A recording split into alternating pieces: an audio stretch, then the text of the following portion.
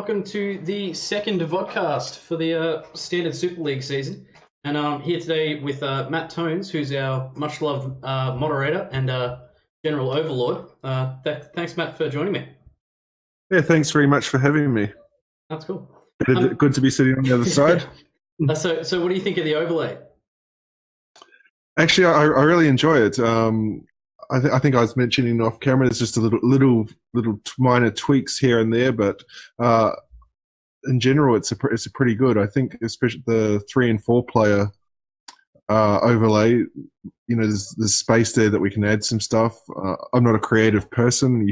You are, so you probably can come up with that. But no, it looks really good, and especially once you put the person's name in and stuff, and it appears, it looks great. Yeah, the 3 and 4 player ones kind of end up getting a bit hectic, but we'll get there.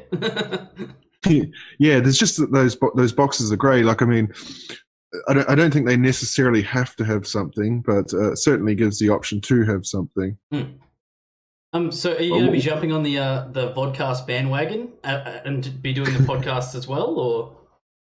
Yeah, I mean, one thing that's kind of restrictive for the podcast, I guess, or I mean, or has been in the past, is that not everybody has a webcam. It's quite difficult to get people that have just a microphone, and we run into quite a few technical difficulties. I've had quite a few people at times where we arrange a time to talk and then spend half an hour stuffing around with their microphone before they can finally doesn't work and give up. So a webcam just adds another whole layer to that, but it's certainly a possibility. Like, if it's there, if the person on the other end's tech savvy, I don't see why not. So as long as you do, just as a call out to the people that are interested in doing a podcast, as long as you got a webcam, then a webcam and Discord is pretty much all you need, and we'll be able to do it. Yeah, and the other thing as well, like the same with these vodcasts, we can post them as both the audio and video file, because I know there are some people that listen to the podcast, and I do this as well because I don't always host the podcast. Sometimes Wim does it as well. I download it and listen to it while I'm at the gym or something, and I'm doing other stuff which is not really conducive to watching a video. So it takes less than 5 minutes to convert a video to an audio, so it's very easy to offer both. That's good. So this week we started our Standard Super League. What brought you to want to play in the Standard Super League? Well, first off, I was very strangely invited to play. I play on with you and Oliver. I say strangely because I think my regular league record in Standard this year was 2 wins and 7 or 8 losses. So Standard was not my thing this year. Largely though, I think because I didn't pay too much attention to it. I kind of just play Xmage with the cards that I own in paper. So I don't like to play around with cards that I don't have. And because I'd got like everyone else, I'd gotten out of Standard, so I wasn't paying much attention to what's going on. So I kind of had that one deck, the blue-white cycling, that lost every week. Yep. And then you know, you sent me this message, hey, come and play, and of course I generally try and play everything that I can just to support what other people are doing. The only time I haven't done that is I think David Malnarowitz organised a vintage tournament. And I've never seen vintage in my life. I wouldn't don't know what a vintage card looks like. So that was kind of too much. But yeah. If I'm free on a Sunday night and somebody's running a tournament, I'll definitely try and jump in and support it. So I wanted to get in. And then I'd been going to my local game store normally on Sunday afternoons. They have Standard Showdown. There's actually a young kid down there. He's only about 12 or 13. He played EDH, and he just got into EDH with a whole heap of crap cards, and I've got thousands and thousands of cards lying around, so I scooped up the cheapo stuff that's pretty common in EDH and playable, and gave them all to him. We talked a lot more after that, and he's into Standard, and he showed me this because he's only 13, you can't buy all the Scarab Gods and things like that. So he showed me this budget Grixis Pirates deck that he was building, and I thought, hey, that's pretty cool. It's pretty aggressive, and I like black in the current meta, and blue's always pretty handy. It's my favorite color, so yeah, I'll give it a shot. And so I played it in the league, and that's how I got here. That's cool. Yeah, I spectated some of the Grixis Pirates, and just watching it, it looked like a really, really cool deck to play. Yeah, I've actually started making a deck tech in 5 games. I think I told you this like a week or two back. I got 3 games, I told you. Yep. I still only have 3 games. So I haven't had the time to finish that yet. But there's a decent amount of pirates between the 2 sets, so you can play around. But it tends to be, there's about 3 or 4 that are absolutely crucial. And I think if people play against me and they know what those 3 or 4 are, then they can beat the deck. Yeah. Otherwise, I think it's got decent game against a lot of other decks. So I'm not sure if you have seen the video that I did featuring all of the deck lists that were posted for the first week. Yeah. Yeah. What did you think of the quality of the decks going into the week 1? Well, one thing I liked with the quality of the decks, and again, because I'm a standard noob, I can't really talk about the quality as in can they win or can they lose, because I don't really have any idea. But one thing I really liked was the rule that you implemented where you ban 1 deck. Yep. And I think when that happens, then you can see, like, from the I don't know, what do you call it, a graph or something that you posted with the percentages and so on. There's quite a wide variety there. I'm just seeing if I can just very quickly bring this up while I talk about this. But yeah, you watch, and this is, I think this is actually a cliche. Like 6 to 12 months ago, the cliche was, you watch standard, there's 2 or 3 decks you're going to see again and again. But if you're going down that list, there's like Gift, Dinosaurs, Constrictor, Dema Control, Black-White Midrange, Monument, Aggro, Cycling Drake, Grixis Pirates, Red Deck Wins, Merfolk. I've just read 2 teams, and that's 10 different decks. Yeah. So, I think it's pretty awesome in that respect. Yeah, I broke it up into on that chart that I did post. I actually broke it up into the 4 most played decks, just because they were the higher percentage ones. And that's still between 4 decks instead of, like you're saying, standard a few months ago was 2 decks, and that's all you ever saw. Yeah, and I think you've got vampire decks at 10%.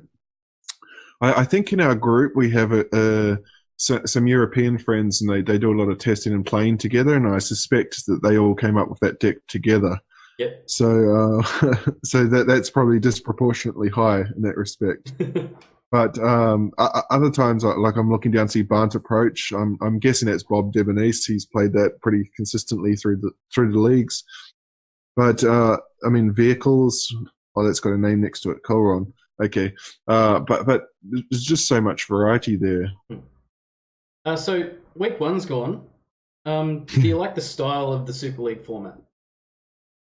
Yeah, I thought it was good. And I say this as as a player rather than a organizer this time. And I'll be the first to admit I was probably too lazy, and I suspect there's more people like this. And actually sitting down and really reading what's involved and how this thing is going to operate and so on. So I was a bit surprised with what I'm meant to do and so on. But I'm pretty free most of the time, so it's not a big deal to me. Sorry. And then and so once I got my game in, it took like 5 minutes to realize, I get what's going on. I mean, I knew that they have these decks. I pick one, we ban it, and so on. Yeah. Obviously I don't pick, we pick. But there's just a bit of confusion for me, again because of my laziness, between who plays when and so on. But generally, no, I thought week 1 ran pretty well, and I quite like the style.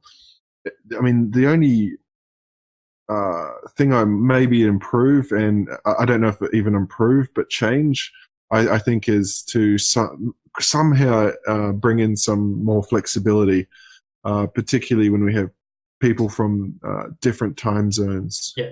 But again, it's going to take a little bit of thinking. It's not just something that you can come up with an instant solution. Those are the kind of things we'll try to nut out during this season, because that's what the whole purpose of this was, just to crash test how the format runs, and then we've got to adapt it to how the Xmage as a group can actually do it, because of all the time zone differences. But if we went to go, okay, let's do it, and we only did American, then I don't feel like we'd get enough players. Yeah, it's and this is the same with the leagues. Like we've just finished season 5, and we made changes going into season 6. Where you know, these things just evolve constantly. The one sort of thing that we discovered pretty early that's probably been the same is that there's a horrendous problem between particularly the US and Europe in terms of time zones. They just can't work together. But again, because of this standard league, you only have to play one match. So, or depending on how well you go, but you're not having to lock down, say, 1.5, 2 hours every week, which makes it a lot easier. Yep. So has it been good to have a break from moderating during? Is it going to be good for you to be having the break during the off season of the normal league? Yeah, it's wound down a little bit. Like I still spent this afternoon. It was the grand final of the grand champions. So I missed a little bit. I was out to lunch because there's a bit of a mix up. I think it was meant to start at 1, so I was going out for lunch. No, it was meant to start at 2, and then they changed it to 1. So I kind of missed the start. I had to come home and quickly do it. But apart from that, it's pretty much wound down. Like during the season, I'd be receiving, 5 or 10 messages a day about this, that, and the other, asking me this and that, and can you record this and can you do that? And generally, I try and do as much as I can, because just to help the thing grow, and also to create. People tend to enjoy it, and I obviously I enjoy it as well. Yeah. So it's good to take the break, and just for a couple of weeks before we get back into it as well. I'm sure everyone appreciates your efforts. Yeah, thanks. But I don't mind playing as well, so that's why the Super League's fun. Especially with I had a pretty good season in the league this year. Obviously not in standard, but in Legacy and Modern. And I was pretty happy because when I'm doing all that other stuff, I don't have the time to be testing decks and tweaking things like other people might be doing, coming up with my favorite deck. So I kind of have to pick a deck or play a deck that I know and stick with it. So during this break, I like to just play something like the Super League, where I can just play my game. Nobody's going to say, "Hey, can you record my Super League match?" and so on. Yeah, I'm talking to Felix and Wim about with their team dynamic, the amount of games that they get to play test their decks.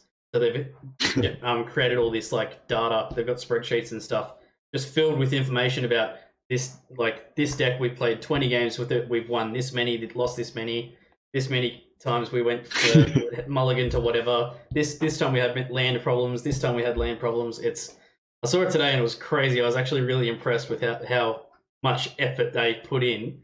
But I don't know whether or not I could afford the time to do the same kind of thing. Yeah, we had a team event last year, toward the end of last year, and the European guys all basically did that as well, and took it uber serious, and they won the whole thing. Yep. But it's good info to have. But I mean, at the end of the day, I think in a pretty open meta is, I kind of feel you can be wasting your time doing that too much, particularly when there's a lot of decks around. If you know your deck well, then that's probably enough. Yep. If they're aiming to be coming out the end winners, then that's probably a good way to go about it, though. Yeah, and I mean, if you translate that to say, our week one. We're in the same team with Oliver. But yeah, I like this deck and this deck. It's like, cool. Yeah, we'll play Yeah, those. yeah, and I think one deck beat all three of us. Yep. It was not a good week one. Yeah, and I suspect it's as this thing evolves, what we'll see happen is our 5 decks will start to evolve into, say, a deck that can beat aggro, a deck that can beat control, and so on. Yeah. So that when we player one, you or I or Oliver gets spanked by an aggro deck, the next deck we can put up is the deck that can beat the aggro deck. Rather than just, hey, I like this deck and I like this deck and let's play that deck. It'll be a very quick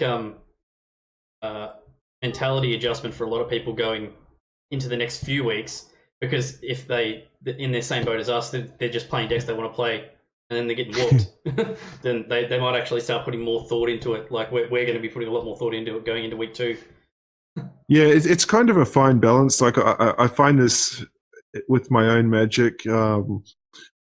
In multiple formats, like say modern and so on, I tend to naturally gravitate toward control decks. And when I think about this, it comes down to a basic question of do you want to be the one asking the questions, or do you want to be the one coming up with the answers? And the first party tend to gravitate toward aggressive decks, and the second ones tend to gravitate toward control decks. Yeah.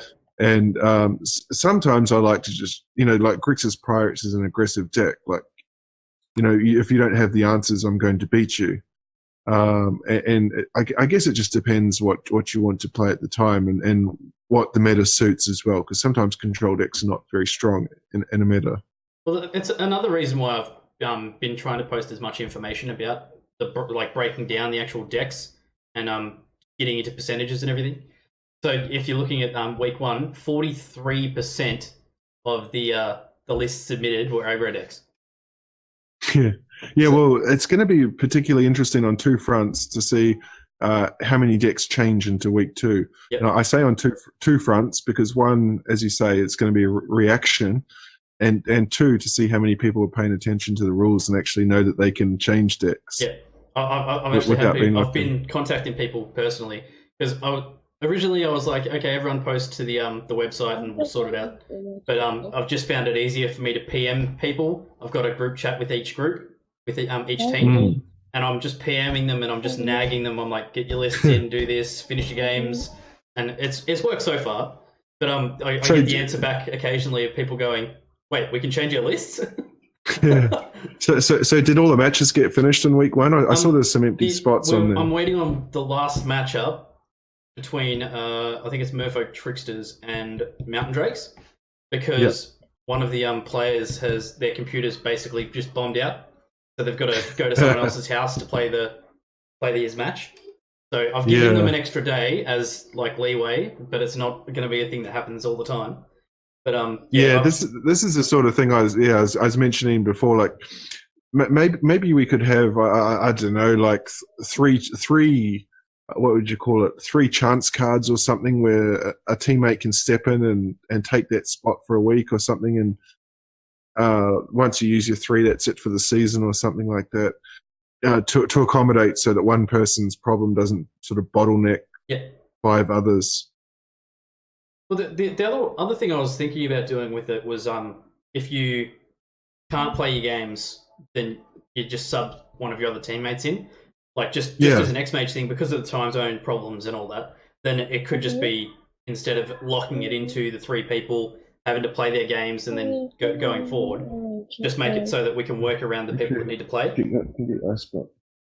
Yeah, but that's why I think it's good to have, say, the 3 chances or whatever, come up with something like that, so that the team doesn't come up with an excuse to sub in their best player every single week. Yeah, that's the kind. Yeah, that's not what you'd want to see. You wouldn't want to see the same person just 3-0, 3-0, 3-0, 3-0. Yeah, and because I know with the leagues, like the leagues are very social now, and because people know everybody, that created a very friendly environment. So, I know the people that play in these leagues, whereas in season one, people would try that sort of thing, to get an edge and so on, because they don't get that the gist of the league is friendliness first and foremost. So we're crunching time here. So just on a final point, this is standard Super League. Going forward, what format would you like to see as a Super League? Well, I mean, I play all the formats. There is a talk from Tyler Adams is going to be running a separate Pauper League this coming season, so it's going to kind of run parallel to the leagues. It's not going to be part of the leagues, but it'll have the same format, but the scores don't contribute. Yep. And there's always people in the group saying, "Oh, more Pauper, more Pauper." The thing is, we've tried that numerous times, and every time we try it, they just don't turn up. Yeah. But Pauper would be a very interesting one if those people turned up. I'm actually really excited about Brawl. I think Brawl is going to be very interesting, especially once it gets integrated into Xmage and see how it works. I think a Brawl one would be really cool. And in that respect, you wouldn't have to post deck lists. You just post your commander. Yep. And then people could see from there. I mean, Modern is without doubt our most popular format. Yep. People talk about Pauper and everything else, but in the end, they just play Modern. So Modern will draw crowds for sure. The Legacy is a bit more niche. There's a kind of a what do you call it? Like a hoodoo around Legacy. There seems to be people that are kind of intimidated by it. Yep. They think it's too. They don't want to get involved because it's too powerful and so on. I'm not a fan of Legacy. I play Legacy. Sometimes I love it. Sometimes I hate it. I mean, I do all right in it. I made the final this season in the league, but I'm just sick to death of Deathrite Shaman. I find it's quite a boring format, and I don't know if people will play that consistently for weeks in a Super League. Yeah, I think not 18 people like you have currently. Yeah. I think for Modern, you'd definitely get the two leagues would be able to separate, because you'd get that many people interested in playing it. But I'm definitely a supporter of the Pauper. I reckon that'd be a really cool one to play out. Yeah, I certainly wouldn't be against trying out the Pauper. Like, give the Pauper fans a chance and see if they can turn up in numbers or not. Yeah. Have you not played Brawl at all? I haven't played it at all. It's not on Xmage yet, is it? It's not on Xmage yet, but I was wondering whether or not because I've actually brewed like 4 decks that I've got in paper now. Because as soon as it came out, I was like, I don't want to try that. That's terrible. Why are they putting another format in? Then I played it, and being able to actually use Planeswalkers as your commanders is so good.